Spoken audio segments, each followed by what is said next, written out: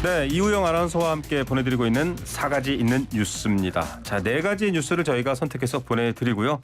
아주 예의 바르고 배려 있는 요것만 들으면 정말 뉴스를 쏙쏙 정리해드릴 수 있는 시간 마련해드리고 있습니다. 이우영 아나운서 스튜디오에 나왔습니다. 안녕하십니까? 안녕하십니까, 이우영입니다. 네, 속보부터 먼저 얘기해봐야 될 것 같은데요. 자, 명심, 윤심 이렇게 말하면서 지난 대선의 여파가 아직까지 지방선거나 여론에 많은 영향을 미쳤는데 이재명 상임고문 드디어 총선 출마하게 됐네요. 이제 보궐선거죠. 네. 네, 그동안 명심 얘기가 많이 나왔는데요. 정말 찐 명심. 네. 출마됐습니다.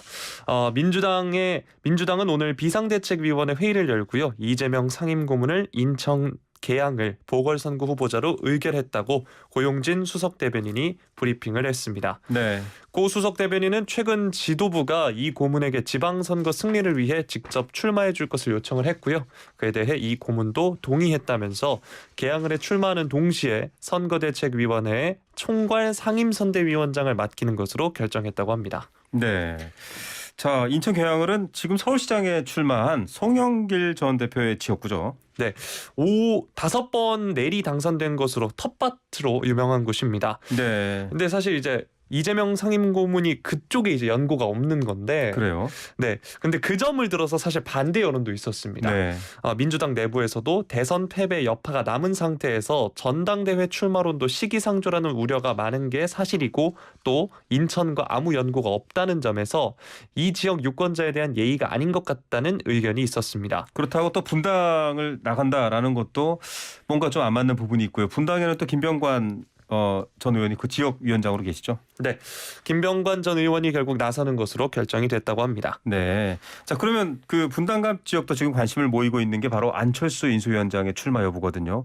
아직 결정은 안 났죠? 네, 아직은 아니고요. 안 위원장 측은 어제 지방선거 승리를 위해 뜻을 모아야 할 시점이라는 데 인식을 공유하고 선당후사, 요즘 참 많이 나오는 이야기죠. 그렇죠. 선당후사의 마음으로 헌신하는 쪽으로 가닥을 잡고 있다 이렇게 얘기를 했습니다. 그래서 인수위가 종료되는 오늘 출마 선언 예정하고 있는데 시간은 네. 유동적이다 이렇게 얘기했습니다.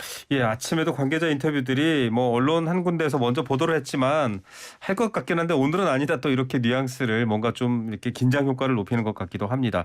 선당후사, 선공후사 이런 말이 많죠. 네. 공적인 것, 당을 먼저 내세우고 나 개인의 입장은 뒤로 미루자 이런 뜻인데요. 자, 뭐 안철수 위원장도 마찬가지 연고 논란이 있어요. 네, 안 위원장의 연구도 분당은 아닙니다. 물론 안랩 본사가 이곳에 있긴 한데요. 네. 안 위원장 측 관계자는 10년 이상 정치를 해왔던 상계동 주민들을 설득하는 일이나 혹은 연고가 없는 분당 지역 주민들의 마음을 살 방법도 검토해야지 정치적인 유불리만 따져서는 안 될 것이다 이렇게 얘기했고요. 네. 또 국민의힘 내에서도 이 안 위원장이 이재명 상임고문이 출마한다는 계양을에 출마해야 된다는 목소리도 나오고 있다고 합니다. 네. 왜냐하면 이재명 고문이 어쨌든 출마한다면 우리도 거물급 인사로 맞불을 놔야 된다 이렇게 얘기를 했고요. 네. 이에 대해서 이준석 당대표도 안 위원장이 계양을에 출마해야 한다는 당내 의견에 대해 단순히 정치적으로 큰 인물일수록 험지 출마를 권장받는 맥락에서 나온 발언이다 이렇게 평가했습니다. 예. 자, 분당갑은 지금 저희가 잠시 후에 인터뷰를 하기로 예정되어 있는 김은혜 경기도지사 후보 지역입니다. 그러니까 솔직히 말씀드리면 분당갑은 국민의힘에게 유리한 곳이고 안철수 위원장은 지금 합당이 되어서 국민의힘 소속이죠. 또 인천 계양을은 더불어민주당이 유리한 지역이고 더불어민주당의 이재명 상임고문이 출마한다. 이런 부분도 사실은 좀 살펴봐야 될 팩트인 것 같습니다. 앞서 저희가 인터뷰 시작하기 전에 오프닝 인서트에서 박지원 비대위원장 얘기 어제 출마하셔야 된다. 선거도 도와야 된다. 이런 얘기를 들려드렸는데 이렇게 또 바로 다음 날 결과가 나왔습니다. 지난 대선에 좀 도움을 받았죠? 네, 아무래도 2030 여성 표를 끌어왔다라는 평가를 받고 있기 때문에 도움이 네. 많이 됐다고 합니다. 맞습니다. 메시지가 서로 연결되어 있다 이런 생각도 듭니다. 다음 얘기로 넘어가 보겠습니다. 자, 검찰 정상화법 혹은 검수완박법 서로 첨예하게 대립했던 이 법안 통과도 되고 공포도 됐습니다. 검찰의 반발은 줄어들지 않고 있는데 김호수 검찰총장 또 사표를 냈어요. 네, 이번 사표는 그리고 문재인 대통령이 수용을 했습니다. 임기가 이제 3일 남았는데요. 문재인 대통령 오늘 아침 김 총장의 사의를 수용했다. 이렇게 네. 박경미 청와대 대변인이 서면 브리핑을 통해서 전했고요. 이전 사표는 반려를 했는데 이번 사표는 더 이상 미루기가 어려운 상황이 돼서 수용한다. 이렇게 밝혔습니다. 예. 자, 이게 사실 법안 처리를 놓고 첨예할 때도 본인 책임이 아니니 사퇴하지 말라 뭐 여러 분위기였었는데 결국은 사표를 냈고요. 다른 지금 검찰 간부들도 사표를 많이 낸 걸로 알고 있는데 어떻게 됐습니까? 네, 김 총장의 사표는 수용을 했고요. 문 대통령이 네. 다른 검찰 간부들의 사표는 반려했습니다. 네. 박경미 청와대 대변인에 따르면 검찰총장 이외의 검찰 간부들까지 자리를 비우게 될 경우 검찰 사무의 공백으로 인한 국민의 피해가 우려된다라면서 사의를 반려하는 이유를 설명했고요. 네. 대검 차장을 중심으로 빈틈없이 책무를 다해 주시길 바란다. 이렇게 당부했습니다. 네. 자, 검찰의 반발이 계속 이어지고 있는 상황인데 이게 또 법무부 장관 인사청문회가 5월 9일 네. 월요일에 있습니다. 저희 YTN 라디오에서도 보내드릴 텐데 그것과 맞물려서 또 어떤 전국이 될지 봐야겠습니다. 자, 세 번째 3가지 주제로 넘어가 보겠습니다.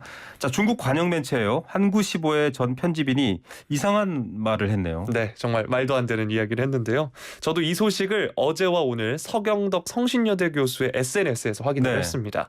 중국 관영 매체 환구15의 전 편집인인 후시진은 어제 소셜미디어에서 영문으로 네. 한국이 주변국에 대해 적대시하는 길을 간다면 이 길의 끝은 우크라이나가 될 수 있다라고 썼습니다. 자, 물론 뭐 본인들이 대국이라고 생각을 하기 때문에 가끔 정말 비합리적이고 비논리적인 언사를 펼치기도 합니다. 굉장히 자극적이죠. 우크라이나가 될 수 있다라는 건 지금 우크라이나가 러시아의 일방적 침공에 의해서 수많은 사상자 어린이들까지 나오고 있는 상황인데 그걸 우리와 비교했어요. 왜 이러는 겁니까? 네, 일단 한국이 이번 아시아 국가 중에 처음으로 나토의 사이버 안보기구, 사이버 방위센터를 가입한 데 대해 막말을 쏟아낸 건데요. 네.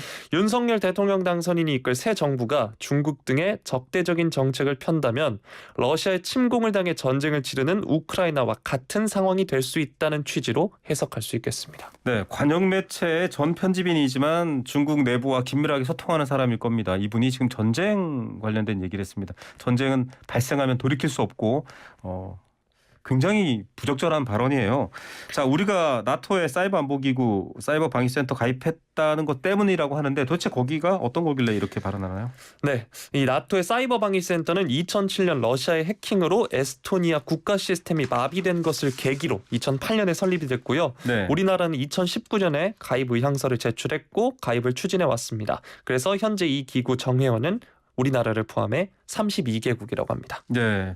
자, 지역 문제가 이제는 정말 글로벌 지구촌이라는 말처럼 정말 아주 긴밀하게 연결되어 있을 것 같습니다. 자, 서경덕 성신여대 교수 SNS에서 봤던 건데 뭐 이분 우리 역사 바로잡기 이런 활동 많이 하시잖아요. 뭐라고 맞받아치셨나요? 네, 서 교수는 SNS에 사사건건 한국의 시비를 걸고 세계 속의 한국의 힘이 세진이 위협감을 제일 많이 느끼나 보다라면서 비판을 했고요. 네. 그 막말 중에 이전 막말 중에 2017년에 사드 갈등 때 막말 네. 중에 한국을 향해 김치만 먹어서 멍청해진 것이냐 이런 문구를 쓴 적이 있습니다. 이분이요? 이 네. 후시진, 네. 후시진이라는 분이 그런 멘트를 했는데요. 이에 대해서 서 교수는 김치를 못 빼서 먹어서 더 멍청해진 언론인이라고 평가할 수 있다라고 네. 맞받아쳤습니다. 자, 스스로의 격을 떨어뜨릴 뿐만 아니라 나중에 역사적 책임 속에서도 이런 발언들 다 기록된다. 그리고 국제지역대학의 프랑스, 인도, 러시아, 브라질 학과의 신입생을 모집하지 않는다고 하고요. 아, 네. 8개 학과는 재적생이 남지 않는 시점에 서울 캠퍼스의 유사학과들로 통합되면서 졸업생은 서울 캠퍼스 통합학과 명의로 된 졸업증명서를 받는다고 합니다. 아, 뭔가 좀 지원이 없거나 혹은 이제 대학 내 자체 구조조정 같은 느낌도 있긴 한데 또 학생들 사이에서 논란이 커지는 부분도 있다고요. 네, 일단 서울 캠퍼스 학생 상당수는 네. 대학 입시에서 자신들보다 낮은 성적을 받은 용인 캠퍼스 학생들이 같은 학위를 받는 것이 불공정하다라고 했습니다. 네. 아무래도 입시 과정에서의 노력이나 성과를 인정받아야 된다 이런 목소리고요. 네. 한편 지역 캠퍼스 차별을 자성하는 목소리도 있었습니다. 용인 캠퍼스에 다니다가 이제 반수라 그러죠. 네. 다니다가 이제 수능을 다시 본 그래서 서울 캠퍼스로 왔다고 주장하는 한 재학생이 학생이 이 커뮤니티 이렇게 얘기했습니다. 모두에게 주어진 시간 동안 어떤 경험을 하고 그 경험들로 어떻게 성장하는지가 중요한 것 같다.